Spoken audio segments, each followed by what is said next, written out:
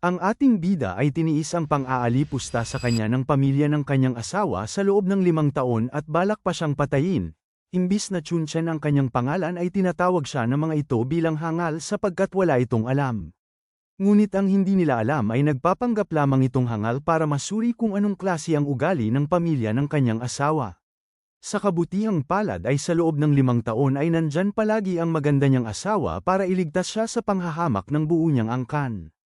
Ngunit ang problema lamang dito ay may gustong umagaw ng asawa ng ating bida mula sa kanyang bisig dahil sa sobrang ganda nito at sexy. Halina't saksihan kung paano ipapakita ng ating bida ang tunay niyang kakayahan. Nagsimula ang mga pangyayari sa isang mamahaling hotel sa Chongche kung saan lumapit ang isang babae kay Chunchen at tinanong kung naaalala pa niya ang sinabi nito noon. Medyo napahiya ang manugang ng pamilyang Song at nagtanong kung ano nga ba ang sinabi ng babae. Nasaktan ang loob nito dahil 5 taon na silang kasal.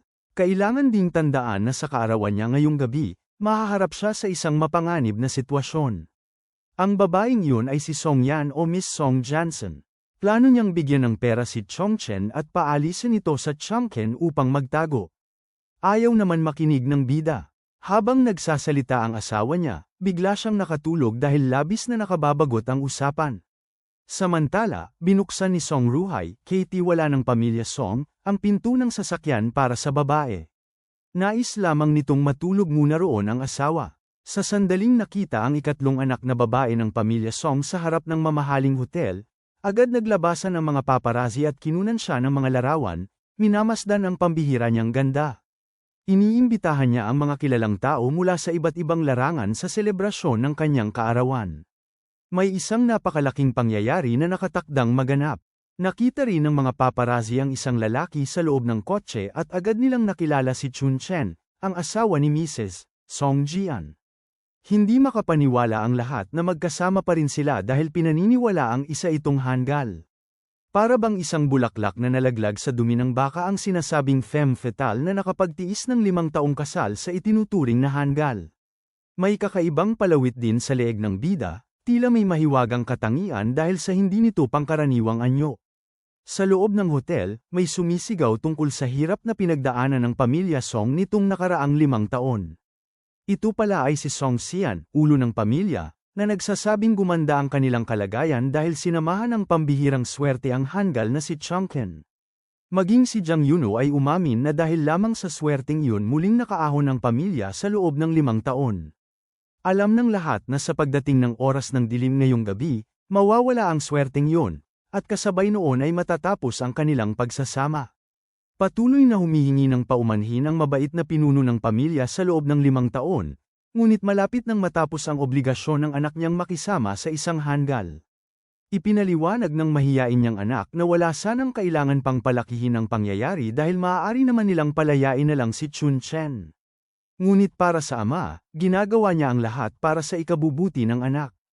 Kilala ng buong lungsod ang sitwasyong 5 taon nang may manugang silang hangal, at ngayong gabi, kailangan putulin ng anak ang kasal nila sa harap ng buong lungsod. Dapat din malaman ni Song Jianson na napusuan na siya ng batang Panginoon mula sa Imperial Court. Kapag nagdugtong ang kanilang pamilya sa isa sa pinakamalalakas na angkan sa Chunk City, aahon sila sa tagumpay sa isang iglap. Ngunit labis ang paninikip ng dibdib ng babae nang mapagtanto niyang ang tumutukoy ay ang nakatatandang Panginoon ng Imperial Court Enterprise, si Ya Shawan. Dumating din ang binatang yun at papalapit na sa hotel. Siya ang ipinagmamalaki ng buong komunidad ng negosyo, isang nakabibighaning lalaki at anak ng isang makapangyarihang pamilya. Hinahangaan siya ng napakaraming babae at hindi maunawaan kung bakit hindi si Sejan ang napangasawa niya. Agad niyang napansin ang misteryosong binatang natutulog sa kotse at tinanong ang manager kung sino ito. Ipinaliwanag na iyon ang manugang ng pamilya Song, si Chongqing, kaya kailangan itong gisingin dahil nais siyang batiin ng batang Panginoon.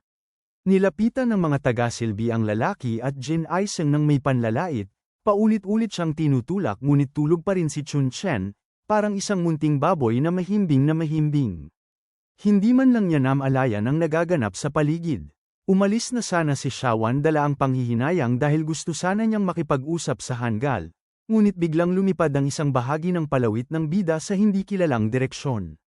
Tumama ito sa batok ng walang galang na taong gumising sa kanya. Parang walang nangyari, nagsalita ang lalaki mula sa loob ng kotse, ipinakilala ang sarili bilang Chun Chen at tinanong kung ano ang maitutulong niya para sa batang Panginoong si Ya Xiaohan. Malinaw ang pagpapakita ng pag-angat niya ng sarili. Nagulat ang walang galang na tao dahil hindi niya alam ang maaaring kasunod nito. Nag-ingay ang mga taga-silbi, nagtataka kung bakit siya naglakas loob na maghagis ng kung ano sa harap ng Panginoon. Alam ni Ya Xiaohan na hindi nagsasalita si Chong Chan simula nang mapasama ito sa pamilya Song, kaya mas lalong nagtawanan ang mga tagapangasiwa at lalo siyang naging kawawa sa paningin nila. May nais sanang ipahayag si Xiaohan. Ngayong gabi, matatapos na ang pagiging manugang niya sa pamilya Song, at ang tanyag na asawang babae ay magiging asawa ng batang Panginoon. Mayabang ang ngiti ni Xiaohan habang iniisa-isa ang nais niyang sabihin, at nais niyang makatiyak kung nauunawaan ba yun ng lalaki o sadyang wala itong alam. Sa buong oras, tahimik lamang ang bida at hindi pinansin ang anumang pang-aalipusta. Unti-unting lumayo ang lalaki habang bitbit ang paniniwalang lubusang tapos na ang papel ng hanggal sa buhay ng pamilya Song. Bigla niyang tinanong ang sarili kung talagang itinuring siyang hanggal. 5 taon na ang nakalipas mula nang matutunan niya ang sining ng mahika. Inakala niyang magiging tanyag siya dahil sa kakayahang yun, ngunit hindi niya namalayan na nang aralin niya ang soul suppressor, nagwala ang kapangyarihan at kusa nitong ikinulong ang kanyang mga kaluluwa at lakas. Sa mismong panahong yun, nabangga siya ng sasakyan ni Song Yan, kaya napunta siya sa pamilya Song at doon tumira ng 5 taon. Matapos ang 5 taon ng pangungutya, ngayong araw ang itinakdang sandali para itapon siya at gawing katatawanan ng buong lungsod. Ganoon pa man, sa kabila ng puot ng lahat, si Song Yan lamang ang hindi kailanman sumuko sa kanya. Pinrotektahan siya ng babae mula sa lahat ng panganib at mula sa sariling pamilya nito. Hindi niya nakuha ng walang dahilan ng isang mabuting asawa, dahil sa 5 taon, tahimik siyang ipinagtanggol nito. Ngayong gabi, nasa kamay na ni Chun Chen ang pagkakataong siya naman ang magtanggol sa asawa. Pagbaba niya ng sasakyan, agad siyang nilapitan ng isang binata na tumawag sa kanya bilang hanggal na manugang, sapagkat siya raw ang pinakamahalagang tauhan sa gabing yun. Si Qingping yun, pinsan ni Song Yan, at ipinaalam nitong hinahanap siya ng lahat. Para rito, isa siyang kahabag-habag na patpatin at walang kwenta. Hinarap siya ng bida na may matalim na tingin. Muling bumalik sa alaala niya ang 5 taon na hindi siya pinansin o nirerespeto ng sinuman sa pamilya. Palihim siyang sinaktan ni Song Chengpang sa mahabang panahon, dahil ginawa siya nitong punching bag. Wala ring nagbago kahit ngayon. Nagbuhos si Chengpang ng laway sa baso ng alak at inihanda iyon para ibigay sa manugang. Bilang kabayaran daw sa kasalanan, kailangan niyang inumin ang alak na iyon, at bilang gantimpala, hindi raw siya sasaktan ngayong gabi. Nagpakita ang lalaki ng kaunting pagtataka at tinanong kung maaari ba talaga niyang inumin iyon. Buo ang kumpiyansa ng kausap na maaari niya itong gawin. Hindi nagpakita ng kahit anong pag-aalinlangan, itinaas niya ang baso at inilapit sa bibig. Natawa ang lahat, worry bang nasasaksihan nila ang sukdulang kahangalan. Naliyong parang nalason sa sariling sigarilyo ang tuwa ni Si Qingpang dahil hindi niya naisip noon ang ganoong paraan ng pang-aalipusta. Nang hindi na kinaya ang panlilibak, kumilos si Chong Chen. Sa sandaling nanatili si Qingpang sa harap niya, hinawakan niya ang leeg nito at itinulak pababa, saka dahan-daang ibinuhos ang alak na may laway, diretso sa lalamunan nito, ipinapakita ang matagal na kinimkim na galit at paghihiganti. Nabigla ang mga panauhin. Hindi nila maunawaan kung paano nagawa ng isang pinaniniwalaang hanggal na hiyain ang isa sa pinaka-impluwensyal na miyembro ng pamilya. Pagkatapos ng matigas na pagbagsak, itinapon niya ang lalaki sa sahig at tinanong kung sapat na ba ang alak na iyon. Nanginginig sa takot ang mga panauhin, hindi makapaniwala sa pangyayaring naganap. Hindi matanggap ni Si Qingpang ang nakuhang kahihiyan at ang pagkawala ng dangal niya sa harap ng kilalang mga panauhin, kaya mabilis niyang dinukot ang kutsilyo sa bulsa at naghangad na patayin ang bida. Sa mismong iglap bago ibabaon ng patalim, may pumihil sa kanya. Tinawag nito ang pansin ni Song Chengpang at ipinaalala na sa harap siya ng mga opisyal ng lungsod at maaaring malagay sa alanganin ang pangalan ng pamilya Song. Siya pala ay ang katiwala ng pamilya. Ipinaliwanag ni Chengpang na ininsulto siya ng lalaki sa publiko kaya nais niyang maghayganti. Ngunit hinikayat siya ng matalinong katiwala na huwag gawin ito sa harap ng mga tao. May pagkakataon pa siyang maghiganti sa ibang oras. Umalis si Qingpang, hindi nakapagpigil na itulak ang lalaki, saka nagmura ng paghingi ng tawad. Naisip ng Katie wala na mas mabuti na ang ganoong paraan, at saka niya binalingan ang bida, ipinaalam na hinahanap din siya ng pinuno at kailangan nilang pumunta sa opisina. Habang naglalakad, kumulo ang isip ni Qingpang. Pansamantalang sinuwerte raw si Chun Chen laban sa kanya ngunit magkakapantay rin sila sa huli. Inihatid si Chen sa opisina. Sinabihan siyang pumasok. Sa loob, nakaupo ang pamilya, at pinaupo siya ng pinuno sa mesa. Naramdaman niya ang isang uri ng bigat, dahil sa 5 taon, wala siyang lugar sa mesa at lagi siyang nakatayo sa isang sulok tuwing may pagtitipon. Ngayon lamang siya inupo bilang tila pantay. Diretso sa punto ang ulo ng angkan. Sa loob ng 5 taon, bumangon ang pamilya Song mula sa pagkakalugmok dahil sa swerte ni Chong Chen. Ngunit bago umalis si Daoist Master Jiang, nagbabala itong hanggang ngayong gabi na lamang tatagal ang swerte. Kapag hindi sila naghiwalay kaagad, maaaring makaapekto ang lalaki sa pamilya. Sinubukan ni Lin Xinping na pakalmeyin siya habang inilalabas ang dokumento para pirmahan at tinanong kung marunong ba siyang sumulat. Pati ang pangalawang manugang, si Zhou Jian, nagbitaw ng puna na baka hindi man lang nito kayang humawak ng panulat. Tiningnan niya ang dokumento at nakita ang malinaw na katotohanan. Tinatanggal na nila siya bilang manugang. Hindi pa rin sila makapaniwalang normal ang pag-iisip niya. Ngunit hindi na siya naniwala sa kahit ano mula sa mga taong yun. Wala siyang pakialam kung ano ang opinyon ng mga ito. Balang araw, makukuha niya ang pagkakataong ipamukha sa kanila ang lahat.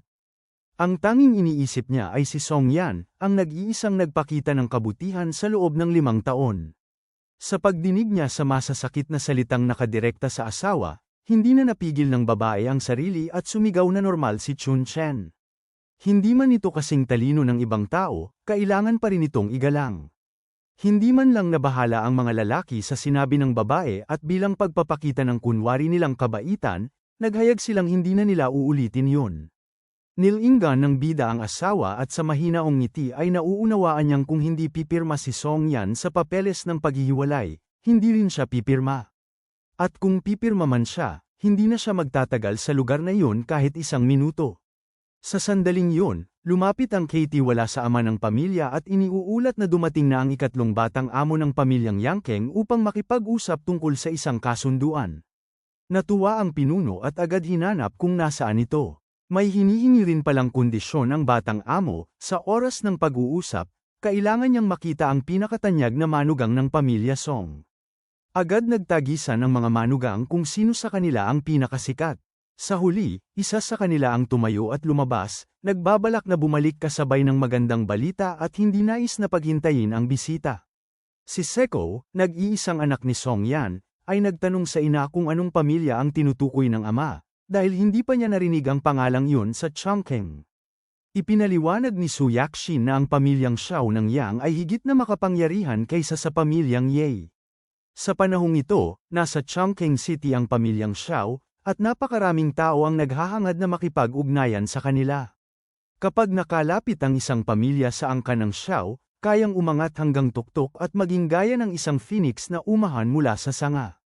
Isang biyayang dumarating lamang minsan sa bawat 100 taon.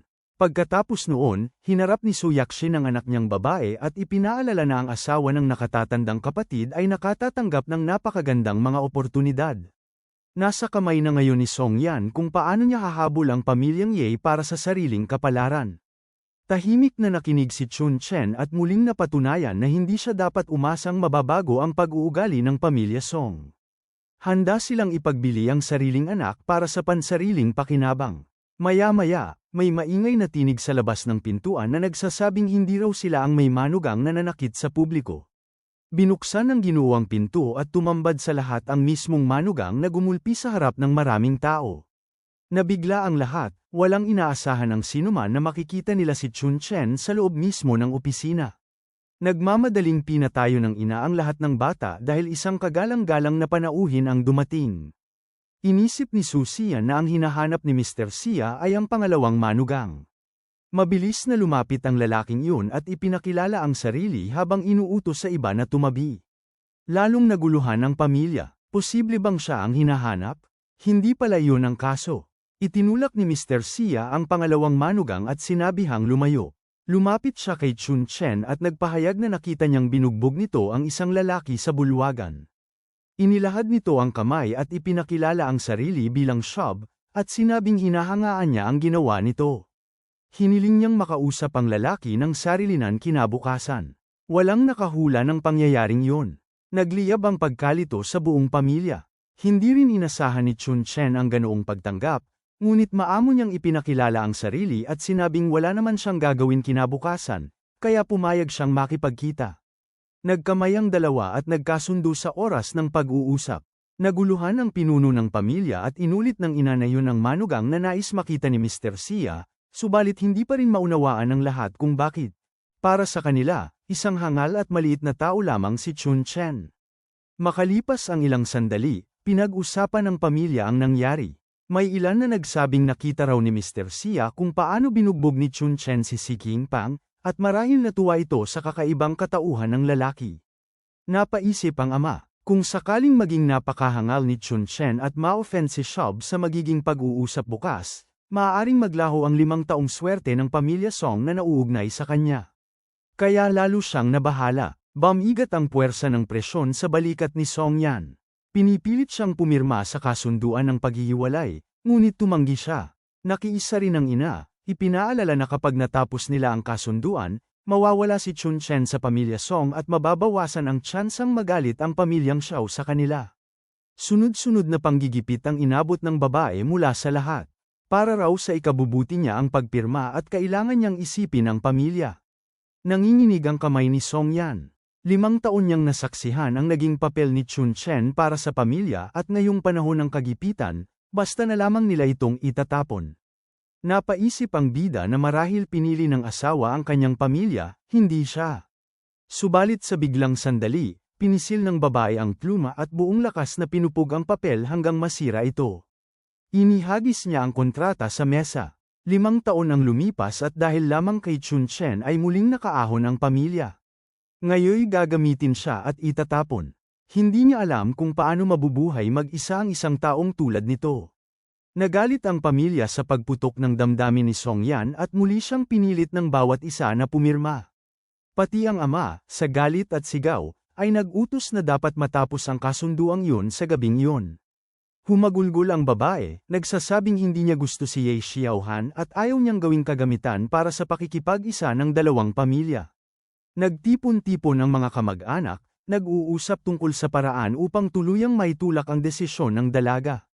Ngunit bago pa tuluyang maipitin muli ang babae, may biglang punit na umalingaw-ngaw sa gitna ng usapan. Napunit na ang kasunduan sa paghihiwalay. Si Chun Chen ang gumawa nito. Tahimik ngunit matatag niyang ipinaabot sa lahat na hindi ba talaga nila nakikita na hindi gusto ni Song Yan ang nangyayari. Narinig ng pamilya ang pagkakagulat ni Chun Chen at agad silang sumigaw ng galit, na para bang may nagpasabog ng apoy sa loob ng bulwagan. Para sa kanila, napakalaking kawalang galang ang pagpunit niya sa kasunduan ng diborsyo. Ngunit mahinahon niyang sinabi na nauunawaan niyang mahalaga sa pamilya ang pakikipag-ugnayan sa pamilyang Zi at nakita naman nilang si Mr. Zia ay sa kanya lamang nais makipag-usap.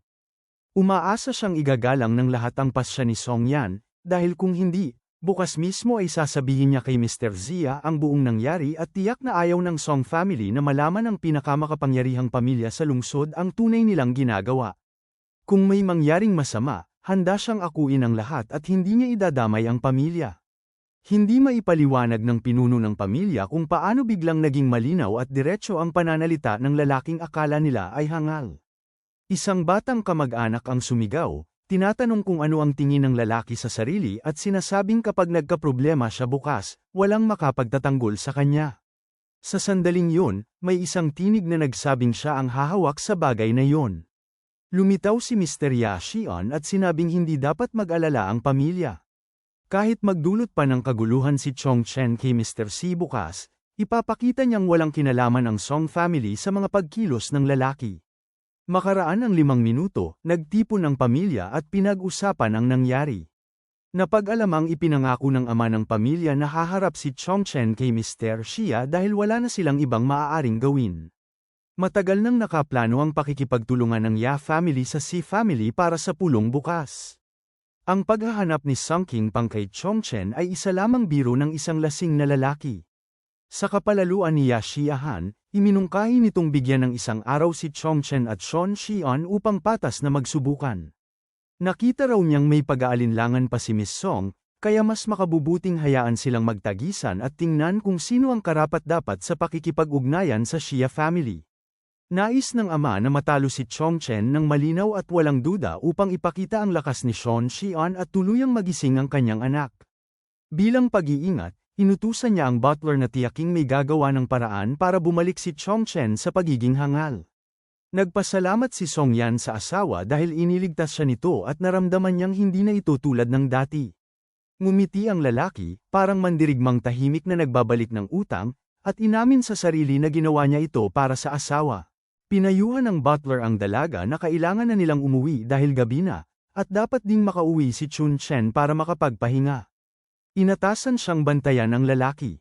Samantala, sa loob ng banyo ng kababaihan, pinag-uusapan ng mga babae ang insidenteng pananakit kay Sung King Pang sa harap ng maraming tao. Alam nilang nais gumanti ni Sung King ngunit hinaranggan ito ng butler. Nang hinayang sila na hindi nila nasaksihan ang eksena, ngunit hindi yun malaking kawalan dahil nakita nilang nagtipon si Sung King kasama ang grupo nito para mag-higanti. Narinig ito ni Song Yan at agad niyang naunawaan na nasa panganib ang asawa. Tinawagan niya ang butler at sinabi ang kanyang pag-aalala. Labas sa gusali, abala ang butler sa paghahanda ng isang maruming plano para sa lalaki. Hindi niya alam kung bakit biglang nag-aalala ang dalaga dahil para sa kanya. Wala namang dapat ikatakot dahil kasama niya ang asawa nito at ligtas nilang iuuwi ang dalawa. Ipinaliwanag ng babae na narinig niyang pinigilan ng butler si Sung King Pang kanina sa publiko at baka ngayon ay mag-higanti ito. Ngunit ngumiti lamang ang lalaki at sinabing hindi dapat mag-alala ang dalaga dahil kamag-anak naman sila at ligtas niyang ihahatid ang asawa. Sa katotohanan, nagsisinungaling ang butler mula simula. Nakahanda na ang grupo ni Sung King Pang sa ilalim at naghihintay lamang para salubungin ang lalaki. Nagpasalamat ang dalaga sa butler, hindi alam ang tunay na pangyayari. Nang makalayo sila, sinabi ng butler kay Sung King Pang na sinadya niyang magbigay ng pagkakataon upang makaganti ito. Pagdating sa pasukan ng paradahan, nagkunwari siyang wala siyang alam at umalis na. Sa utos ng kanilang pinuno, maaari nilang gawin ang anumang paraan upang tuluyang mawala si Chongchen at siguraduhin na hindi niya makikita si Xia bukas. Naghihintay ang mga halang, bawat isa'y may dalang bakal, baras, at kung ano pang sandata. Galit na galit si Sung King Pang dahil pinahiya siya ni Chongchen. Nagtaas siya ng tubo at binalak tapusin ang lalaki. Hindi alam ng bida kung paano tatakas at kung paano ililigtas ang sarili. Sa puntong ito, narinig ng butler mula sa isang gilid ang malalakas na kalabog, parang may binubugbog. Sinilip niya ang loob at sumigaw, iniutos na baliin ang mga binti ng lalaki ngunit huwag gagalawin ang mukha dahil baka kailangan pa yun ng pamilya. Pagkaraan ng ilang sandali, napansin niyang biglang tumahimik ang paradahan. Wala na ang ingay ng away. Dahan-dahan siyang sumilip at nakita niya si Chun Chen na nakatayo sa gitna, walang gallows, walang pagod. Habang nakahandusay sa sahig ang mga guns na tila tinabyunan ng bagyo. Hindi makapaniwala ang butler, parang may nakita siyang imposibleng pangyayari. Ilang sandali pa, nag-isip si Chun Chen tungkol sa nangyari. Ito ang unang pagkakataon na ginamit niya ang kasanayan ng Nine Xuan clan mula nang bumaba siya ng bundok. Ngunit may bahagyang panghihinayang sa kanyang loob, dahil napilitan siyang gamitin ito laban sa mga taong hindi man lang karapat-dapat sa tunay na lakas niya. Mula sa likuran, may biglang sumigaw, tinatanong si Manager Pan kung magpapatuloy pa ba ang kasiyahan. At oo, magpapatuloy pa nga, dahil dumating ang isa pang grupo ng mga hampas lupa. Nangako raw ang isang tao na magkakaroon sila ng magandang palabas at maaari nilang bugbugin ang manugang upang maipadala si Ya Xiaohan sa kama ni Song Yan. Hindi agad nakilala ng mga tao kung sino ang bagong sulpat na grupo, at si Chun Chen lamang ang nakaramdam ng bagong panganib. Tumayo ang lalaki na parang bato at tinanong ang mga dumating kung bakit sila naroon. Hiniling niya na humingi sila ng tawad sa panghihimasok nila, at hinihintay niyang isa-isang yumuko sa kanya ang lahat. Ngunit agad sumagot ang isa sa mga siga, sinasabing hindi siya kailanman yuyuko sa isang hangal.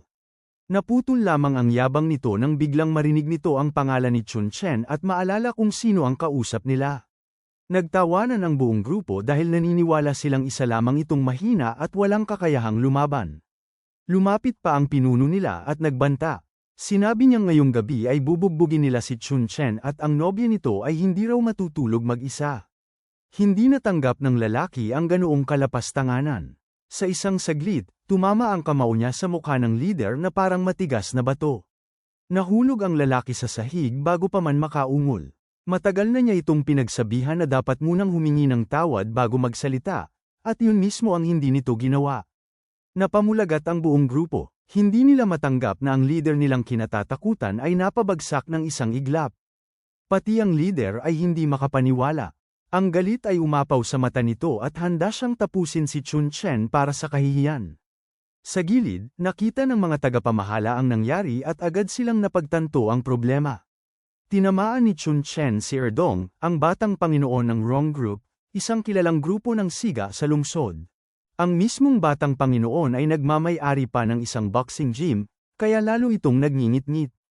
Nagsigawan ang mga tauhan, hinihimok ang leader na ipakita ang tunay niyang lakas. Ngunit habang sumusugod si Erdong, nanatili lamang nakatayo si Chun Chen. Tila pinag-aaralan lamang nito ang galaw ng kalaban. Nang lumapit ang suntok, mabilis niyang inilapat ang paa sa sikretong bahagi ng batang panginoon. Napasigaw ito ng ubod lakas. At hindi pa natatapos ang kirot ay halos manlupaypay na ito. Nagulat ang lahat, walang sinumang nang ahas gumawa ng ganoong tama sa buong lungsod.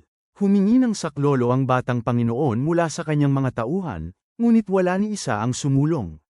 Ipinag-utos na niya ang pagpatay kay Chun Chen sa sobrang galit. Sa kabilang panig ng paradahan, tinanong ni Song Chingping ang butler kung ano ang nangyari at sino ang nakatalo sa kanilang grupo. Ipinaliwanag ng butler na si Chun Chen mismo ang gumawa noon, at kahit ang mga tauhan ni Ping ay hindi maipaliwanag kung paano sila natalo. Ang huling naaalala nila ay sabay-sabay nilang inatake ang lalaki, ngunit bigla na lamang silang nagkagulo at sila ang nagsimula ng santukan. Parang ginamitan daw sila ng madilim na teknik na tinawag nilang Yenken, ang shift technique, na nagpalabo sa kanilang galaw. Habang nag-uusap ang dalawa, narinig nila ang bagong kalabog sa kabilang bahagi ng parking lot. Nagsimula na naman ang laban. Ngunit nang sumilip sila, nakita nilang hindi si Chun Chen ang binabanatan ng mga siga. Sila mismo ang nagkakagulo, at nakadapa sa sahigang batang panginoon habang dinidiinan ng paa ng bida ang likod nito. Malamig ngunit malinaw ang sinabi ni Chun Chen. Walang sinuman ang maaaring lumapit pa. Kapag may nagmatigas, hindi na raw niya alam kung gaano pa katagal mabubuhay ang kanilang leader. Pilit nagsigaw ang batang panginoon, nagpupumilit magpakilala bilang anak ng Wrong family at nagbabantang gag-antay ng malala. Ngunit walang interes ang lalaki sa pangalan o kapangyarihan. Isang bagay lamang ang kailangan niya, ang paghingi ng tawad para sa kanya at kay Song Yan. Kung hindi, iyon na ang katapusan. Walang nagawa ang batang panginoon kundi ang manginig sa takot. Sa unti-unting pagdiin ni Chun Chen sa kanyang likod, napilitan itong yumuko at humingi ng tawad kay Lady Song Yan, umiiyak na parang batang nawala ng sariling lakas. Hindi makapaniwala ang mga tauhan, dahil hindi pa kailanman nag-sorry ang kanilang boss sa kahit sino. Nang marinig ito ng lalaki, tumango siya ng may kasiyahang hindi ipinapakita ngunit ramdam sa hangin. Sa huli, sinabi niya na kung humingi lamang sila ng tawad noong una, hindi sana nauwi rito ang gabi. Sa gilid, nanood ang mga manager, tahimik, alam nilang natapos na ang kaguluhan. Ngunit malinaw sa kanilang isip na ang nangyaring ito ay tatatak sa buong lungsod at hindi basta-basta malilimutan. Narinig bigla ang malakas na sigaw ng pinuno ng pamilya habang binabanggit ang pangalan ni Chun Chen. Matindi ang galit ng ama dahil sinabi na niya noon pa na umuwi ang binata, kaya hindi niya maunawaan kung bakit naroon pa ito. Sa kabilang panig, lumapit si Yashawan sa tagapamahala at tinanong kung ano ang nangyari.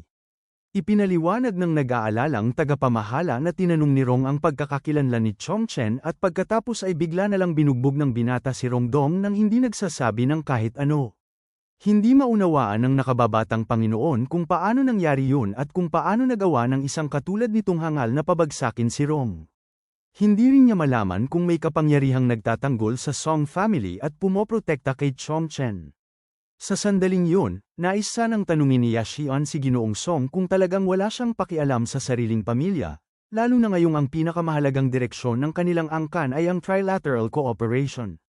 Kapag nawala ang pamilyang E, ang tatlong panig ay papalitan ng isa pang angkan, at ang panig na iyon ay ang grupong Rong na kabubugbog lang ni Chongchen. Ngayon, ang sarili nilang manugang ay nagdulot pa ng kaguluhan. Natatakot si Iyawan na baka tuluyan ang ayaw makipagtulungan ng Rong family sa kanila. Sa parehong sandali, nauunawaan ng ama na totoo ang sinabi ni Taoist Master Jiang. Ubos na ang swerte ni Chongchen. Kaya pagkatapos maubos ng kapalaran, nagsimula itong maging pasani ng Angkang Song. Huminga ng malalim ang pinuno ng pamilya at humingi ng tawad sa nakababatang Panginoon ng Rong family. Handa raw silang magbigay ng kabayaran kung kinakailangan.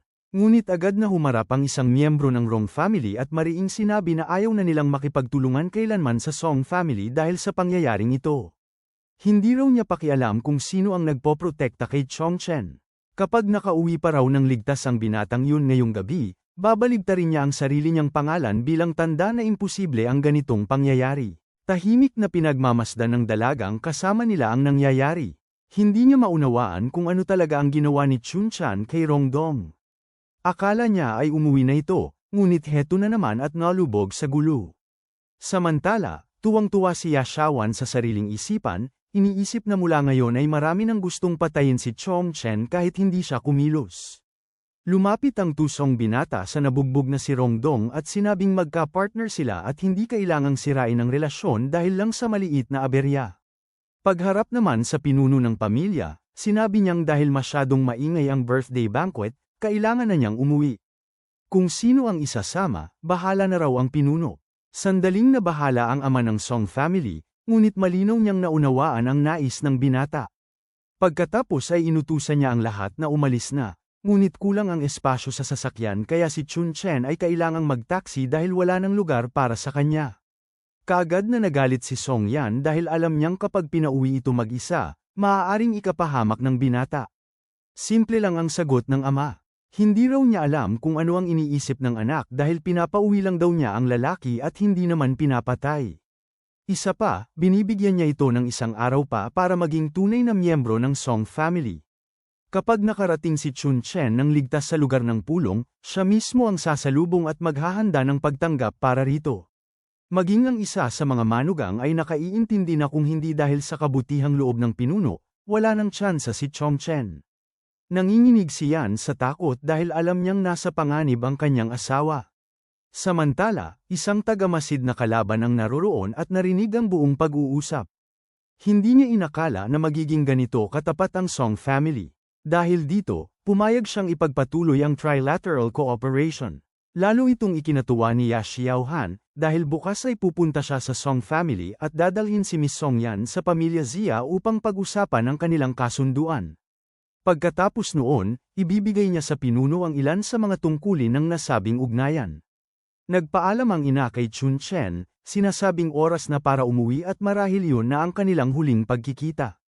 Baka ang huli nitong nagawa ay ang kumbinsihin si Mr. Ye na tapusin ang lahat agad. Dagdag pa ng mga kamag-anak, isa lamang siyang walang kwentang lalaki. Patuloy na narinig ni Lady Song Yan ang masasakit na salita at halos manginig siya sa galit at puot. Hinawakan niya ang kamay ng kanyang kasintahan at sinabi na kailangan nilang umalis bago pirmahan ang kasunduan ng paghihiwalay.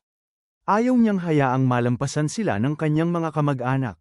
Hindi na kinaya ng ulo ng pamilya ang inaasal nila at nagpahayag ng matinding galit kay Xiaohan. Ngunit pinigil siya ng binata. Mas gusto raw nitong panoorin kung paano nagpupumiglas ang kanilang prey hanggang tuluyan itong mapasa kanila. Makalipas ang ilang sandali, dahan-daang umalis sina Changken at Song Yan. Ang nakababatang kapatid ang nagmaneho para sa kanila. Hindi raw yun kagustuhan niya, kundi utos ng kanilang ama. Kailangang protektahan si Song Yan, at dapat nitong maunawaan ang lagay na kinasasangkutan ni Chongchen. Sa lungkot ng dalaga, malinaw niyang alam na pinalala ng binata ang galit ni Erdong, at malamang na may mga tauhan na itong sumusunod sa kanila ngayon. Hindi napigil ang magtanong ng nakababatang kapatid kung bakit sinimulan ni Chunchen ang kaguluhan, lalo na't pinuputakte siya noon pang 5 taong gulang ngunit hindi man lang ito lumaban kahit kailan. Walang pakialam ang binata sa posibleng kahihinatnan at saglit lang na sinabi na nagbukas ng mali ang bibig ng lalaking binugbog niya. Nauunawaan naman ng kapatid na sa mundong yun, ang kapangyarihan ang pumipili kung sino ang may saysay. Walang silbi ang lakas kung hindi sinusuportahan ng kapangyarihan. Tatlong bagay na magkaugnay at hindi maaaring paghiwalayin. Nagsalita ang nag-aalalang asawa at sinabing ilalabas niya si Chunan sa lungsod pagdating ng tamang oras, pero mula ngayon kailangan niyang maging tapat sa lahat ng mangyayari. Ngunit biglang may ilang sasakyang humabol mula sa likuran. Ilang sandali lang ay ramdam ng kanilang sasakyan ang malakas na pagbangga sa kanilang bumper. Sa loob, kumalat ang kaba at ang hangin ay tila kumapit sa kanilang balat na parang malamig na babalang paparating ang panganib. Nagngingit-ngit ang driver habang kumakabog ang loob ng dalaga na hindi maunawaan ang nangyari. Tanging si Chun Chen lamang ang nanatiling kalmado. Nakiusap ang babae sa nakababatang kapatid na ilayo ang sasakyan sa mga humahabol dahil kailangan nilang makalabas ng syudad. Ngunit biglang sinabi ni Chong Chen na hindi na nila kailangang tumakas. Hiniling niya kay Song Chu na ibaba siya dahil habang sakay siya, lalong napapahamak ang dalawa. Mas ligtas daw kung siya mismo ang aalok ng pang-akit at ilalayo ang mga habol. Mariing tumutol ang asawa dahil sigurado siyang papatayin si Chen paglabas nito.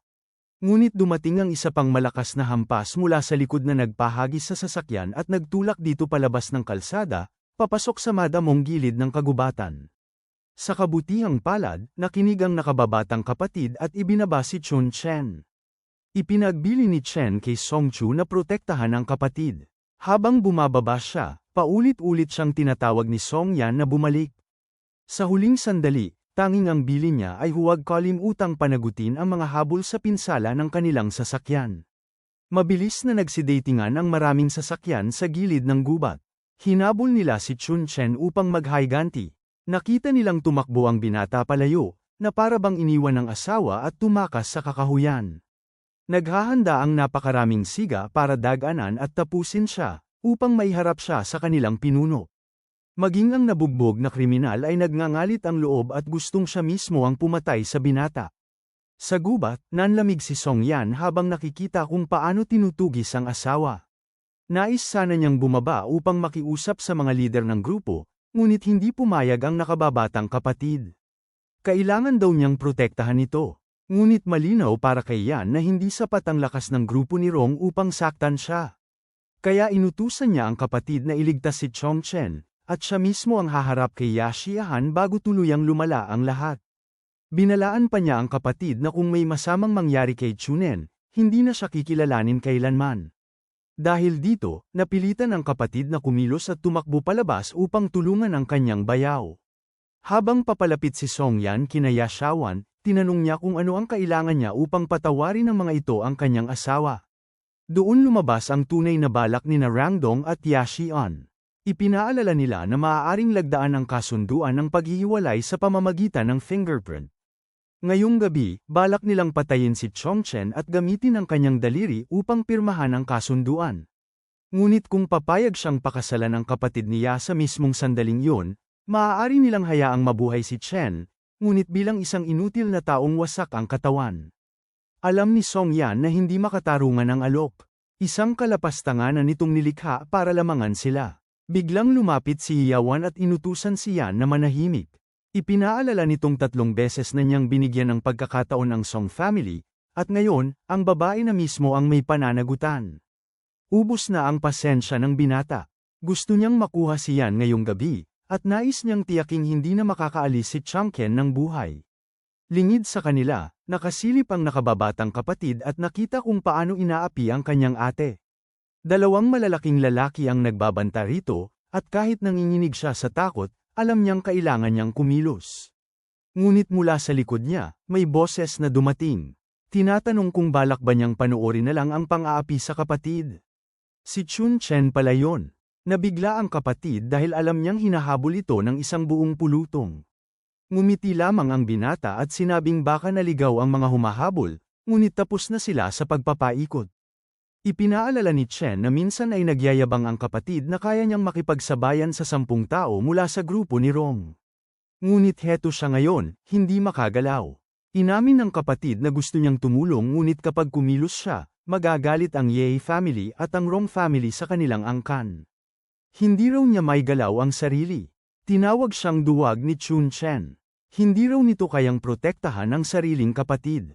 Habang naglalakad palapit sa mga kalaban, ibinili ni Chong Chen na tandaan ang sinabi niya.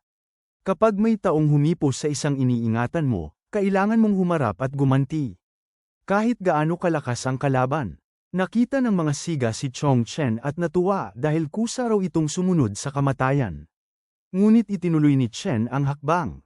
Para sa kanya, sapat na dahilan ang pagprotekta sa taong mahal mo. Kahit masaktan, kahit magsimula muli, hindi dapat mag-atubili. Kung lalaki ka, dapat kumilos ka tulad ng lalaki at ikaw ang unang hahampas. Napatigil si Song Yan na hindi alam kung kakayanin ba talaga ng asawa ang ganoong karaming kalaban.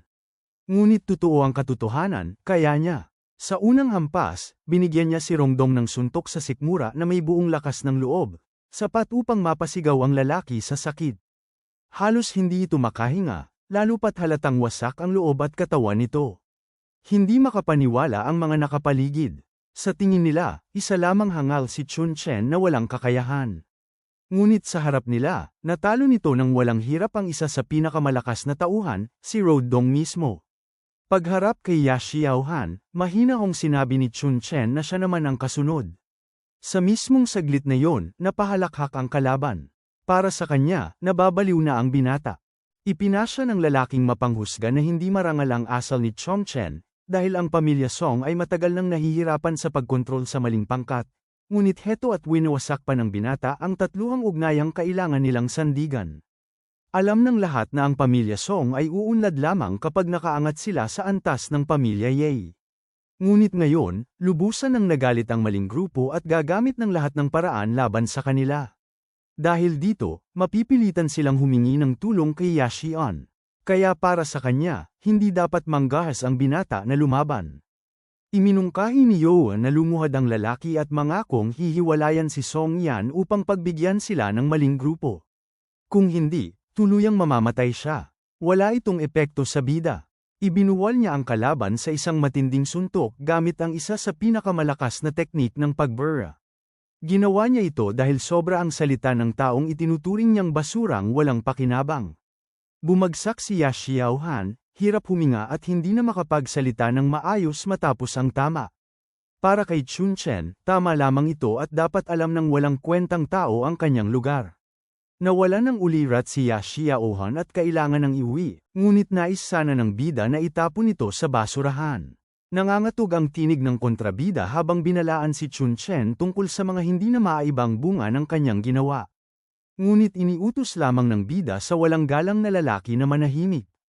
Itinaas niya ang basurahan at ibinagsak ito sa ulo ng kalaban gamit ang buong lakas. Sa tindi ng tama, agad na wala ng malay si Ye Xian. Lumitaw na napakahina nitong kalaban at hindi karapat-dapat na makipagsagupaan. Tulad ng ipis, nakabulagte ito sa tumpok ng basura na para lamang sa kanya. Nalugod ang bida na natahimik na ang laging maingay na salot. Itinukod niya ang paa sa basurahan habang inaalala kung nasaan ang mga kasama. Lumapit si Sean, nag-aalala, at ipinaalala na hiniling niyang umiwas sa gulo ang asawa. Ngayon, pinagalitan na ang dalawang pamilya at maaaring ito na ang kanilang kapahamakan. Sa totoo, maaari sanang naayos ang sitwasyon nang hindi nakikipaglaban at nananakit ng panig lamang nila. Kinuha ng lalaki ang makapal na salapi sa bulsa ni Ya Xiaohan at iniabot ito sa asawa bilang kabayaran sa nasirang sasakyan. Muling nabigla ang babae dahil hindi niya matukoy kung ito pa rin ba ang Chong Chen na kilala niya sa loob ng 5 taon nilang pagsasama. Dahil kailangan na nilang tumakas, hinayla ng babae ang asawa upang umalis. Alam ni Chong Chen na si Song Chu ay nasa paligid pa at hindi pa nakakabalik sa sarili kaya kinakailangan nilang umalis agad. Lumabas mula sa mga palumpong si Sek Cho, tila walang nangyari, at nagsabing susunod na siya. Ganito kadaling nalupig ang mga kalaban, at ligtas na nakalayo ang pangkat. Habang nagmamaneho, alam nilang kailangan na nilang lisanin ang lungsod. Nagpahayag pa rin ng pag-aalala ang babae at hiniling na mag-ingat ang asawa at huwag magpapahuli. Ngunit ngumiti lamang si Chun Chen at sinabing magiging maayos ang lahat. Biglang sumigaw si Secho na nababaliw na ang binata at hindi siya mapoprotektahan ng pamilya Song. hahanap pa rin sila ng paraan para mapatay siya, kahit hindi ito nagawa ni Ya Xiaohan at ng iba. Sumang-ayon si Sean sa sinabi ng kapatid. Nauunawaan ng matalinong lalaki na kung mapapahiya ang mga salarin dahil tinalo sila ng isang pangkaraniwang tao, hindi nila ito ikukwento. Hindi ito kapaki-pakinabang para sa kanila. Dahil dito, ang kahihiyang yun ay mananatili sa kanila hanggang kamatayan. Ang mga kasamahan nila ay mananahimik din, at nagkasundo naman sila. May isa pang araw si Chen upang kumilos. At kahit papaalisan siya sa lungsod, alam niyang babalik siya. Nakalaan na ang pulong nila ni Ginoong Si sa bahay ng Song bukas at hindi niya planong sirain ang kasunduan. Dahil dito, nagpasya si Sechu na umuwi na lamang sila at ipinangakong tutulungan din niyang protektahan si Chun Chen. Ngunit sa isip ng bida, hindi na niya kailangan ng proteksyon dahil kaya niya ang sarili. Nagpasya silang tumuloy pauwi at tumawag muna sa ama upang ipabatid na ligtas sila. Makalipas ang ilang sandali, nagpatuloy ang mga pangyayari sa mansyon ng Song. Ipinabatid ng nakatatanda sa pinuno ng pamilya na nagdulot ng malaking kapahamakan si Chongchen ngayong gabi. Sa 5 taon, umaasa ang pamilya na magiging hepe ng angkan ng binata, ngunit ngayon ay nagdadala siya ng gulo. Nais niyang ipasa ang posisyon sa ikalawa. Ayaw naman ng mga ginang ng Song dahil kapag nagkaroon ng kapangyarihan ang ikalawang tiyuhin, tatapusin ito ang kanilang linya dahil napakabilis ng pag-unlad ng negosyo nito. Maging ang manugang ay natatakot dahil siya ang unang masisira. Para sa kanya, kasalanan ng binata ang lahat, at hiniling niya ang kapalarang iyon. Ngunit hiniling ng pinuno ng pamilya na manatili silang kalmado. Sa kabutihang palad, natulungan sila ni YX Xiaohan upang pakalmeyin ang maling pangkat.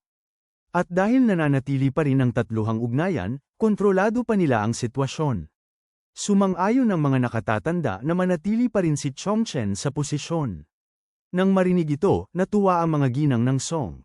Para sa kanila, hindi na sayang ang sinapit ni Chun Chen dahil napatahimik nito ang maling grupo.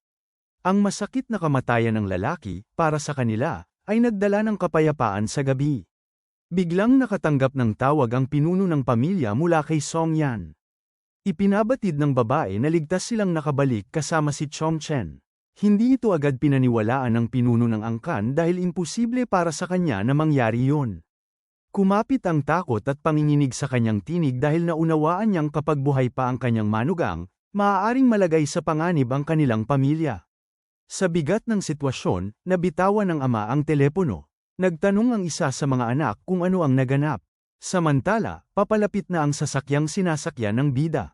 Pagkatapos ng mabigat na salpukan sa kagubatan, nakabalik ang mag-asawa sa kanilang tahanan.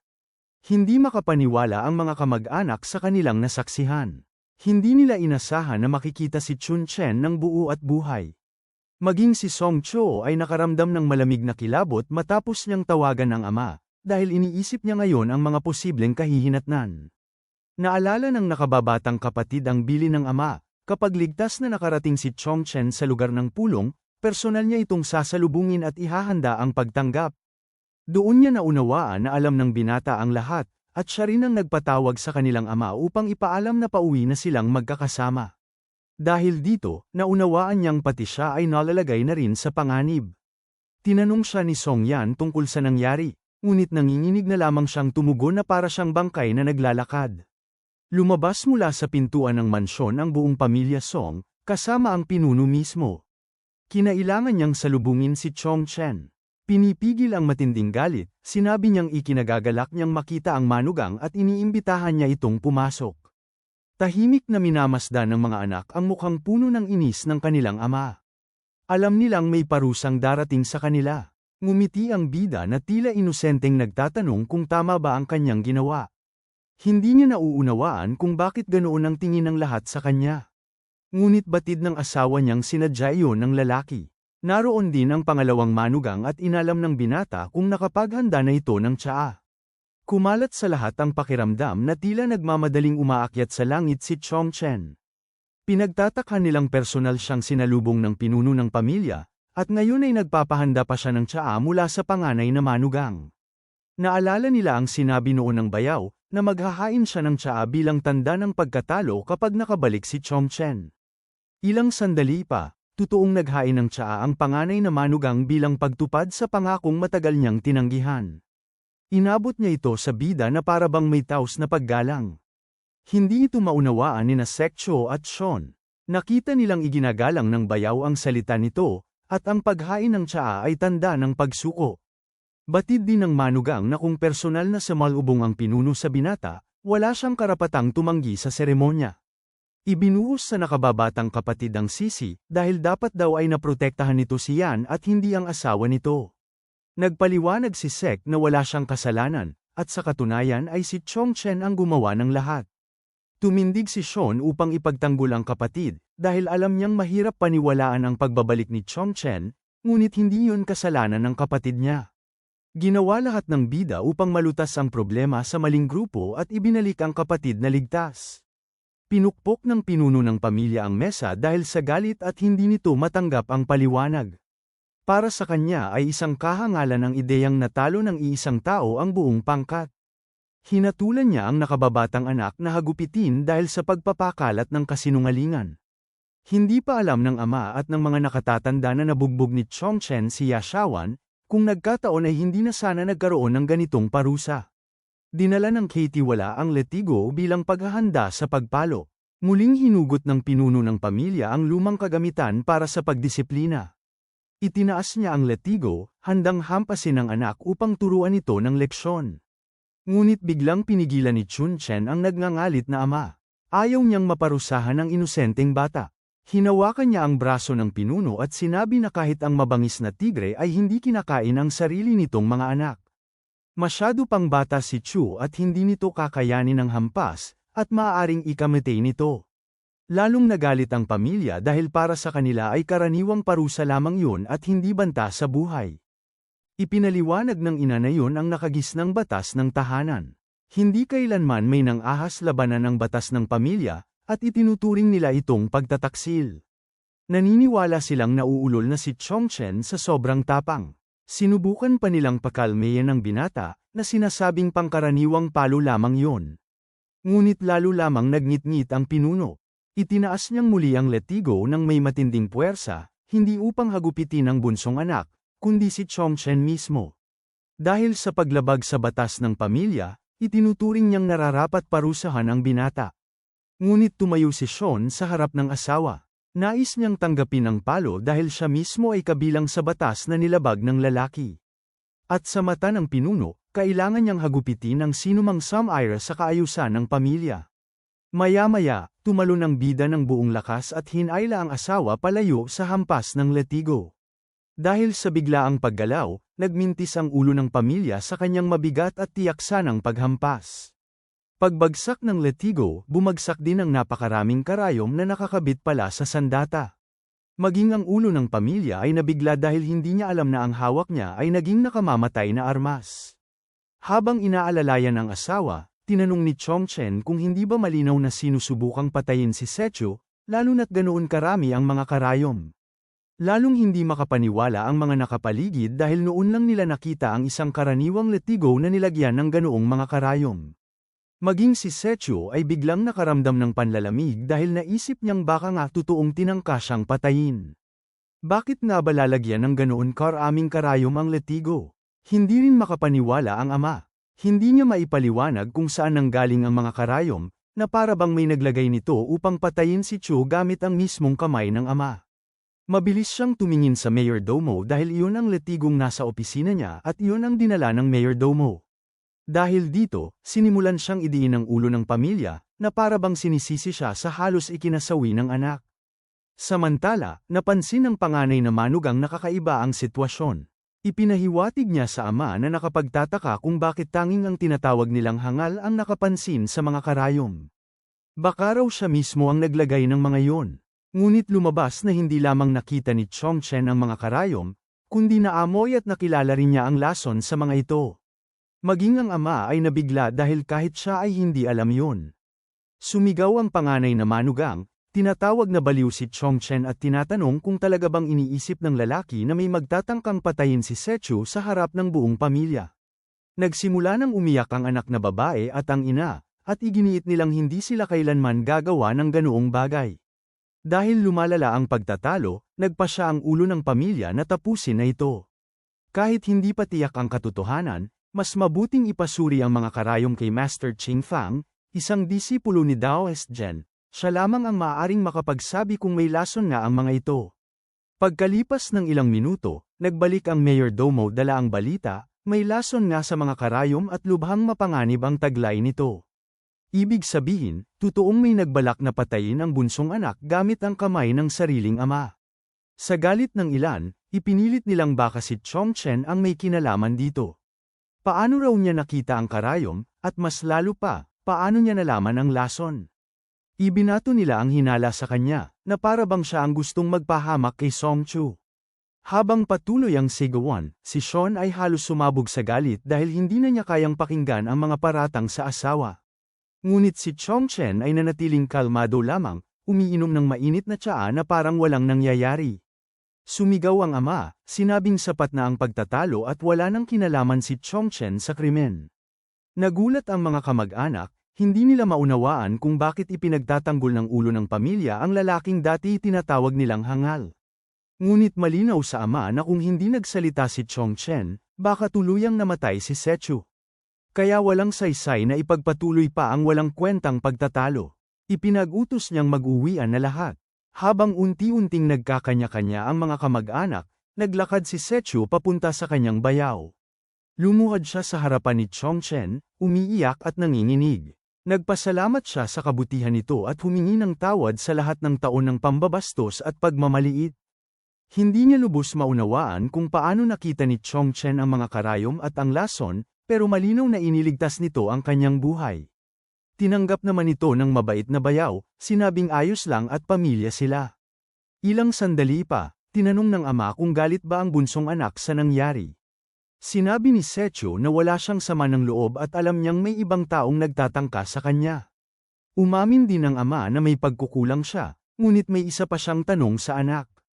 Gusto niyang malaman kung bakit nakabalik pa si Chongchen, lalo na't napakalakas ng grupong kanilang hinarap. Hindi yun magiging simpleng pagbalik lamang.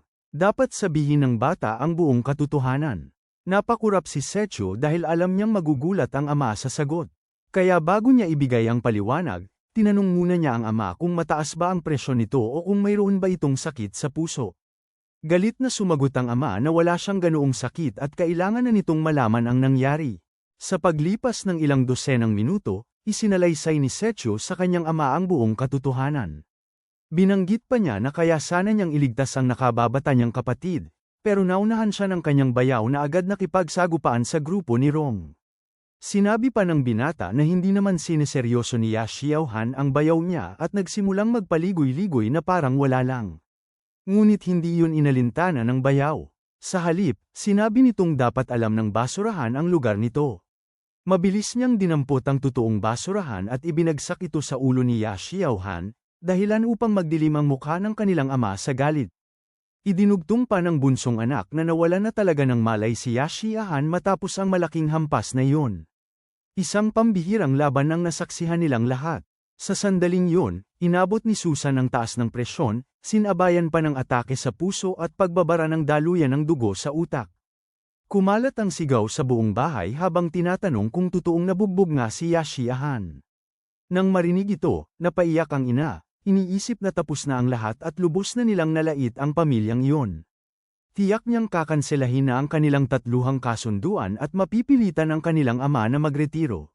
Gusto na ring maghanda ng ina ng bagong kasunduang pambyuda bago mag-umaga, at si Song Yan na lamang ang pipirma kinabukasan sa harap ni Yaya Xian upang palayasin si Chongchen.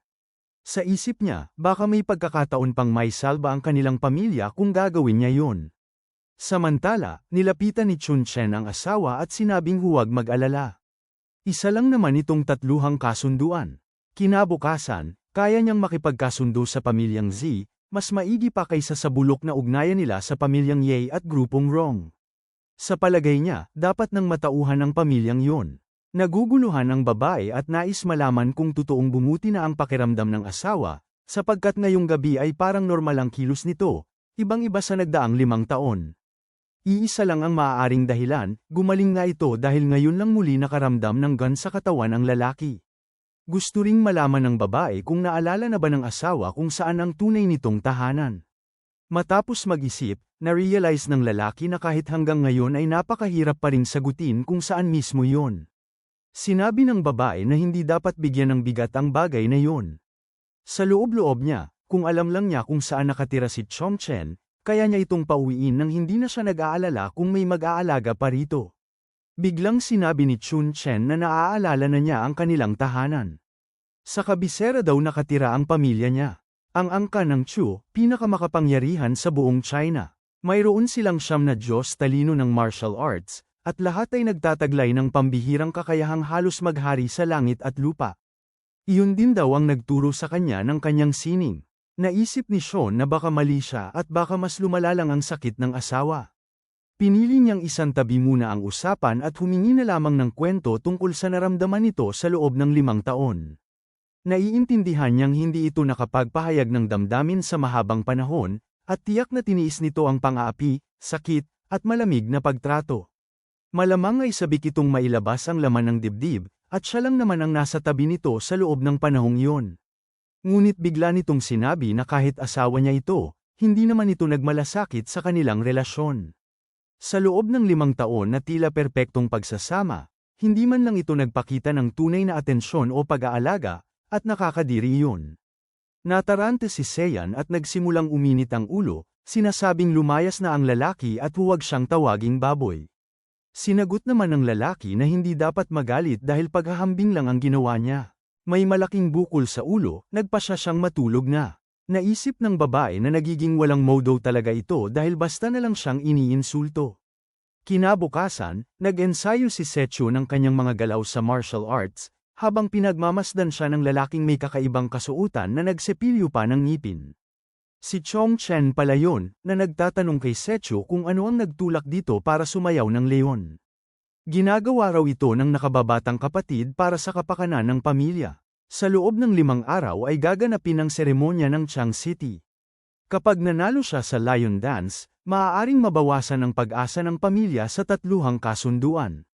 Hindi maintindihan ng lalaki kung paano makatutulong ang lion dance, habang patuloy niyang nililinis ang ngipin. Ipinaliwanag ni Sechu na ang seremonya sa Chopong City ay ika-80 kaarawan ng pinuno ng pamilyang Huang. Pinakamakapangyarihang pamilya ang Huang sa lungsod, higit pa sa Ye. Mahilig na mahilig ang pinuno sa pageant ng lion dance. Kapag nanalo ka, makukuha mo ang pagkilala ng matandang pinuno, at iyon ay malaking hakbang tungo sa tagumpay at pag-angat ng buong angkan. Ngunit abala na ang lahat ng pangunahing pamilya sa paghahanda, kaya napakatindi ng kompetisyon. Alam ni Sechu na halos wala siyang tsansa, pero patuloy siyang nagsasanay kahit mahirap makakita ng bihasang tagasanay. Nakalipad sa isip ni Chunchen kung dapat niya bang tulungan ang nakababatang kapatid, habang patuloy pa rin itong nagsesepilyo. Hindi nagtagal, iniluwa niya ng malakas ang toothpaste, at aksidenteng napuruhan ang nakasabit na lobo sa hangin hanggang sumabog ito. Nabigla si Sancho at napaisip na baka marksman ang bayaw niya noong nakaraang buhay, ngunit walang tugon si Chongchen. Sa isip naman ng lalaki, alipin siya ng asawa sa mahabang panahon, at ang panalo ng kapatid ay magdudulot ng maraming benepisyo.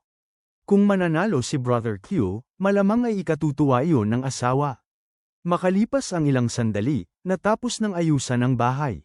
Nagsuot ang lahat ng kanilang mag-agarang kasuutan, handa para sa pagdiriwang. Naghahanda ang pinuno ng pamilya para sa pagdating ni Yaya Shawan dahil kailangan itong salubungin ng may pinakamataas na paggalang. Habang abala ang lahat, mabilis na lumapit ang isa sa mga anak na babae. Si Song Yan yun, at nais niyang malaman kung bakit siya ipinatawag. Hindi mo ari ng mag-asawang Song kung anong klaseng damit ang suot ng kanilang anak. Nakakahiya raw yun, lalo na't sinabi na sa kanya kahapon na darating si Mr. Ye Xiahan ngayong araw. Pinauuwi siya agad upang magbihis ng maayos dahil paparating na ang bisita. Ngunit mula sa likuran ay may nagsabi na hindi na kailangan yun. Si Chun Chen yun, at sinabi niya na hindi darating si Mr. Ya Xiahan. Ang tanging bisitang dadating ay si Mr. Xia. Sumigaw si Susan sa lalaki dahil sa suot nitong kakaibang kasuutan at sa tila walang pakialam na asal. Pilit niyang iginiit na darating si Mr. Ye at makikita nila kung gaano kalaking gulo ang ginagawa ni Chun Chen. Ngunit hindi yun alintana ng lalaki. Sinabi niyang ang darating lang ay si Mr. Zia at wala siyang pakialam sa napakaraming pagtitirik na ginagawa ng pamilya para sa isang bisitang hindi naman sisipot. Sumabat ang nakatatandang manugang at inutusan si Chong Chen na tigilan ang kalokohan. Para sa kanya, kilala si Mr. E bilang taong tapat sa salita. Kapag sinabi nitong darating siya, darating siya. Idinagdag pa niya na hindi naman makakarating si Mr. Xia dahil hindi pa nalulutas ang insidenteng may kinalaman sa nakal-alasong mga karayom kahapon. At dahil wala namang nangyari kay Chong Chen, gusto na nila itong pirmahan ang kasunduang diborsyo at tuluyang lumayas. Nang inig sa matinding galit si Song Yan. Hindi niya matanggap na nailigtas ng asawa ang buhay ni Song Chu kahapon ngunit wala man lang utang na loob ang pamilya. Paulit-ulit niyang sinabi na hindi niya tatanggapin si Mr. Y, ngunit tinawag lamang siya ng kanyang mga kapatid na bata at mangmang. Sa tingin nila, kapag naranasan niya ang tamis ng ugali ni Young Master Y, mag-iiba rin ang kanyang isip. Samantala, napaisip ang bida na hindi man lang naitaboy ni Mr. Y ang kanyang simpleng atake noong araw. Sa kanyang pananaw, tunay itong mahina. Sa biglaang pagtakbo ng butler, kumalat ang sigaw na dumating na si Mr. Ye dahil nakita niya ang eksklusibong limousine ng master. Tuwang-tuwa ang mag-asawang Song dahil sa palagay nila, hindi sila kinikimkiman ng sama ng loob at maaari pang maisalba ang relasyon ng dalawang pamilya. Ang mga manugang naman ay nakangising parang mga mayabang na tagapagmana, kumbinsido na muli nilang mapapatunayan na wala lang si Chong Chen. Ngunit batid ng bida na hindi si Yashiahan ang nasa loob ng sasakyan. Mabilis na nagsitakbo ang buong pamilya papalapit sa parating na kotse, tiyak na si Mr. Yashiahan ang paparating. Ngunit paglabas ng bisita, ibang lalaki ang dumating at nagtataka kung bakit sila nagkakagulo. Dumating lang daw siya upang bumisita. Hindi niya maintindihan kung bakit nakadamit pista ang lahat at mistulang mga payaso ang ayos dahil sa pagiging owa ng paghahanda. Sa takot at pagkabigla, napagtanto ng pamilya na si Mr. Zia pala ang bumaba mula sa sasakyan ni Yashiahan. Agad na nagtanong ang pinuno kung bakit sakay ni Mr. Yashian ang bisita. Nag-isip si Susay at unti-unting naunawaan na tama si Changken. Maging ang damit ni Mr. Zia ay kapareho ng suot ni Chun Chen. Nagtawanan si Mr. Xia habang sinasabi na namamaga ang mukha ni Xiaohan na parang sa baboy kaya hindi ito makadalo. Ipinahiram na lang nito ang sasakyan para maihatid si Xia sa pamilya Song. Muling napatunayang tama ang bida dahil ang sinabi niyang hindi darating si Mr. E ay totoo pala. Tumawag ang pinuno ng mga tagapaglingkod at iniutos na dalhin si Mr. Xia sa lumang mansyon. Nagulat pati ang hepe ng butler dahil sa biglaang pagdalaw ni Xia. Ang tunay na lider ng pamilya Song ay lagi sa lumang mansyon at kakaunti lamang ang nakakakilala sa kanya. Ngunit siya ang may tunay na kapangyarihan. Samantala, si Susan ay pansamantalang kahalili lamang ng tunay na pinuno, bagay na agad nakita ni Chong Chen. Ngayong narito si Zia, higit pang nag-alala ang matandang pinuno. Malinaw kay Chong Chen na kailangan niyang tulungan ng asawa upang makuha ang pakikipagkooperasyon ng pamilyang Zia. Masaya si Mr. Xia dahil gusto siyang makausap ng tunay na lider. Nagustuhan pa niya ang suot ni Chong Chen at hiniling na siya ang maghatid sa kanya. Nagngingit-ngit ang mga nakatatandang manugang. Para sa kanila, hindi dapat ihatid ni Chong Chen ang bisita dahil baka may masabi itong mali at magalit ang makapangyarihang angkan. Ngunit taliwas sa inaasahan nila, inutusan ni Susay si Chong Chen na samahan si Mr. Xia at maging gabay nito mula ngayon. Naisip ni Susay na bagaman naroon si Mr. Iskar, hindi ito samiput mismo. Ibig sabihin, may kinikimkim itong galit at unti-unting nagiging marupok ang kasunduan ng tatlong pamilya. Para sa hinaharap ng pamilya Song, kahit maliit ang pag-asa, dapat subukan ni Changken na makuha ang pakikipagkooperasyon ng pamilyang siya. Namangha ang buong angkan sa swerte ng bida. Maya-maya pa, nagpatuloy ang mga pangyayari sa lumang mansyon ng pamilyang Song. Nagpapatuloy pa sana ang matandang pinuno sa pag-aalala tungkol sa seremonya ng lungsod.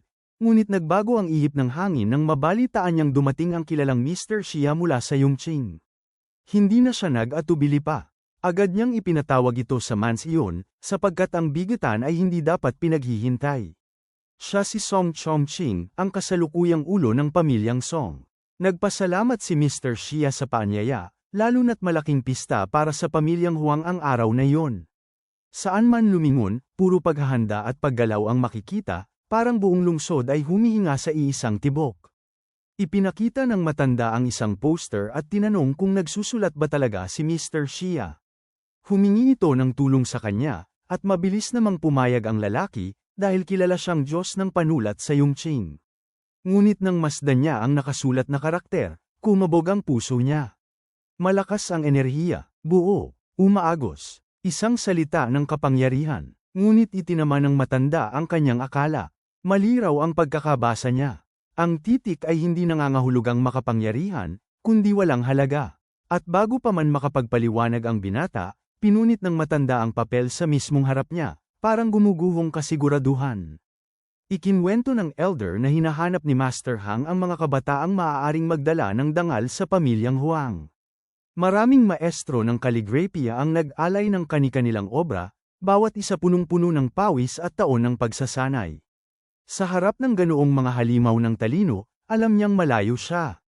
Kaya naman si Song Chongqing mismo ang lumapit kay Mr. Xia para sa isang kahilingan na lampas sa normal na hiling. Hiniling niyang gumawa ito ng kaligrapya para sa seremonya ng Hang, upang mailigtas ang pamilyang Song mula sa kasalukuyang hirap. Lumuhad pa ang matanda, ang tinig niya marupok at nanginginig. Para bang ang mismong bigat ng pangalan nila ay nakatali sa isang salita. Nagpumiglas si Xia sa hiya at kaba. Pinipigil niya ang matanda, sinasabing tumayo na ito. Ngunit matigas ang ulo ni Song Chongqing. Kung tatanggi raw ang Diyos ng panulat, wala na siyang dahilan para tumindig pa. Sa katotohanan, puro nagyayabang lang si Xia. Hindi siya kasing galing ng mga salitang lumalabas sa bibig niya. Ngunit pumayag pa rin siya, hindi upang ipakita ang galing, kundi para lang mapatayo ang matanda. Tuwang-tuwa ang elder dahil ang gaya ni Xia ay hindi umaatres sa pangako. Doon niya naunawaan na ginagamit siya ng matanda. Isang maparaan, matalim, at tusong uri ng paggamit. Ngunit hindi pa rin niya tinalikuran ang sitwasyon. Hiniling niyang papasukin si Changken at kausapin siya habang nagsusulat. Lumabas ang matanda at iniwan silang nag-iisa. Pagdating sa labas, hinarap niya si Chongqing at sinabing hinihintay siya ni Mr. Xia. Nagulat ang dalawang binatang nakaupo malapit, hindi makapaniwalang ipinatatawag ito ng kilalang Ginoo. Masiglang pumasok ang bida sa loob. Doon ay naghihintay na si Xiao, nanginginig at nag-aalala. Ikinumpisal nito na nagyabang siya sa elder at ngayoy kailangan niyang gumawa ng poster, at umaasa siya sa payo ni Changken. Hindi inaasahan ng bida na nagsasanay din pala ang Ginoo sa kaligrapya. Kaya inasahan niyang makakakita siya ng kahit katamtamang gawa. Ngunit nang tumingin siya sa iginuhit ni Xia, nanlamig siya. Para itong tinta na nahulog mula sa basang espongha. Walang porma, walang lakas, walang hininga. Hindi malaman ni Changken kung paano sasabihin ang totoo nang hindi tumutusok. Sa huli, nag-alok siya ng tulong. Maaari raw niyang gawin ito, basta ipapalabas na ang Ginoo ang may gawa. Dahil totoo namang bihasa siya. Sapagkat nag-aral siya sa piling ng tunay na Diyos ng panulat, isang guro na walang kapantay. Sumilay ang pag-asa kay Xia. Alam niyang hindi niya kayang gawin ang hinihingi ng elder. At lalong hindi niya makakaya ang kahihiyang kasunod nito. At higit sa lahat, natunugan niya kahapon na may kakaibang tahimik na talino si Changken. May aura itong parang nagtatago ng malaking pangarap sa ilalim ng balat. Natapos ang gawa ng bida at ipinakita niya ito kay Xia. At doon, tila binagsakan ng malamig na balde si Xiao. Pangit, marumi, walang sining, mas masahol pa sa kanya. Parang mali ang bawat guhit at mali rin ang bawat paghinga. Nagkamali pala siya ng pagtataya kay Changken. Habang bumibigat ang sitwasyon, kumatok si Song Chongqing sa pinto, sabik makita ang tinatawag niyang obra maestra. Nayanig si Xia. Kapag nakita ng elder ang gawa ni Changken, tiyak na lulubog sila sa lupa. Kailangan sana niyang gumawa ng isa pang poster bago pa makapasok ang matanda. Ngunit biglang binuksan ni Chunchen ang pinto at pinapasok ang lolo niya. Sinabi niyang matagal nang tapos ang gawa. Hindi handa si Xia. Tinangka niyang ilihim ang gawa ni Changken, itago sa isang kamay habang iaabot ang kanya kahit may maling titik. Ngunit tinaas ni Chunchen ang kamay niyang may hawak ng poster ng bida. Walang kawala, walang ligtas. Tumingin si Song Chongqing sa gawa. Nanahimik ang hangin. At bagaman nakikita niyang pangit ang pagkakasulat, hindi kumurap ang mukha niya. Wala siyang ipinakitang galit, gulat, o pagkadismaya. Para bang may mas mahalaga pa siyang nakikita kaysa tinta sa papel. Naguluhan ang batang si Shia at inakalang sinadya ni Chongchen na ipahamak siya nang ipakita nito ang maling kamay. Tiyak niyang mawawala ang mukha niya sa harap ng lahat at wala na siyang puwang sa Chongqing. Iniisip niya na kailangan na niyang bumalik sa Yangchung pagsapit ng gabi. Nanatiling tahimik ang matandang elder at nakatutok lamang ang daliri nito sa poster, ang matay puno ng pagkabigla. Maya-maya, tumakbo ito palapit, kinuha ang papel, at doon mismo nagsimulang umiyak. Sa paningin niya, napakaganda ng gawa, karapat-dapat tawaging obra ng isang Diyos ng panulat. Hindi pa raw siya nakakita ng ganito kaganda mula sa anumang kabataang manunulat. Hindi makapaniwala si Shia sa naging tugon. Para sa kanya, mas maayos pa ang sarili niyang sulat kaysa sa guhit na nasa harap nila. Ngunit sa mata ng matanda, ang kaligrapiyang yun ay may bigat, may tibok, at may kahulugan. Nakaukit doon ang pahayag tungkol sa malalawak na plano at paghahari, tungkol sa pagtawa sa gitna ng kalasinggan ng buhay, isang tagmang bumabagay sa pangalan ni Juan at sumasalamin sa hangarin at ambisyon nito. Isang anyo ng pagsusulat na hindi basta nauunawaan ng mga mangmang. Idinagdag pa ng elder na mahilig si Master Hang sa lumang anyo ng sulat cursive, kaya malinaw na magugustuhan nito ang poster. Kung ipapasok sa darating na paligsahan, naniniwala siyang may malaking pag-asa itong manalo. Para kay Shia, hindi ito kasing ganda ng inaangkin niya, ngunit kinikilala niyang may tsansa ang gawa. Upang pakalmeyan ang sitwasyon, sinabi ni Shia na mabilis lamang niyang isinulat ang kaligrapiya at wala naman itong espesyal na laman. Ngunit dahil nakikita raw ng matanda ang halaga nito, maaari na niyang kunin. Nagpasalamat ang elder ngunit ipinaalala na walang pirma ang obra. Ninais nitong makita mismo kung paano pipirma si Shia, at doon niya nakita ang handgerang mapahiya ang binata kung sakali. Mabilis na umatras si Shia at sinabing hindi niya mapipirmahan ang obra dahil mangangahulugang siya ang tunay na mayakda. Iminungkahi niyang si Chongchen ang pumirma, dahil para sa kanya ay nararapat lamang ibigay dito ang karangalan ng sulat. Nagpaliwanag siya ng paulit-ulit habang pilit na iniiwas ang sarili sa kahihiyan. Nag-alala ang matanda at hiniling na huwag sirain ni Chongchen ang obra, sapagkat tingin niya ay wala itong sapat na kakayahan sa kaligrapiya. Ngunit maingat at buong pagsisikap na isinulat ng bida ang pirma, sapagkat siya mismo ang lumikha ng kabuuan nito. At nang makita ng matanda ang pirma, lalo siyang namangha. Magkasing edad ang dalawa ngunit napakalayo ng agwat ng kanilang galing. Doon niya natiyak na ang itinagong sulat ni Shia ay gawa nga ni Chongchen. Sa mismong sandaling yon, inanyayahan ni Shia si Song Chongqing na simulan na nilang talakayin ang usapin ng kanilang kooperasyon. Hindi agad na unawaan ng elder, dahil ang akala niya ay ang kanilang pag-uusap ay tungkol sa ibang pakikipagkasundo. Hiniling pa niyang lumabas muna si Chongchen dahil hindi raw ito kasama sa usapin. Ngunit mali ang pagkakaintindi ng elder. Si Shia pala ay nais makipag-usap kay Chongchen mismo, kaya hiniling niyang umalis ang elder sa loob ng ilang sandali.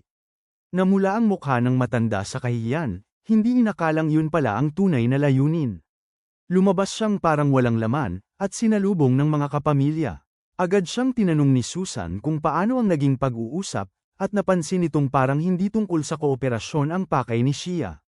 Nang inig ang tinig ng matanda nang ipaliwanag niya na si Shia ay nakikipag-usap ngayon ng sarilinan kay Chongchen, at bukod pa roon ay nagbigay pa ng napakagandang kaligrapiya. Dahil dito, may pag-asa na muling mabuksan ang kanilang daan tungo sa pahintulot ng pamilya Hang sa darating na grand ceremony. Nagulat ang lahat ng kamag-anak sa narinig, maliban kay Song Yan na tuwang-tuwa sa balita. Samantala, sa loob ng opisina, nagpasalamat si Shia kay Chongchen dahil nailigtas nito ang kanyang dangal. Ngunit hindi niya balak pakawalan ang pagkakataon ng pakikipagkasundo. Ipinahayag niyang bago pa siya pumunta sa pamilyang Song, dumaan muna siya sa pamilyang Y upang pag-usapan ang kooperasyon. At kung pipili man siya ng iisang kapartner, malinaw na sa lahat ng aspeto ay mas nakalalamang ang pamilyang Y kaysa sa pamilyang Song. Hanggang dito na lang muna mga bossing. Kung gusto mong subaybayan ang kwentong ito, mag-like, comment, at subscribe at i-hit mo na rin ang notification bell para ikaw ang unang makapanood pag may bago tayong upload. Kita-kits sa susunod mga boss.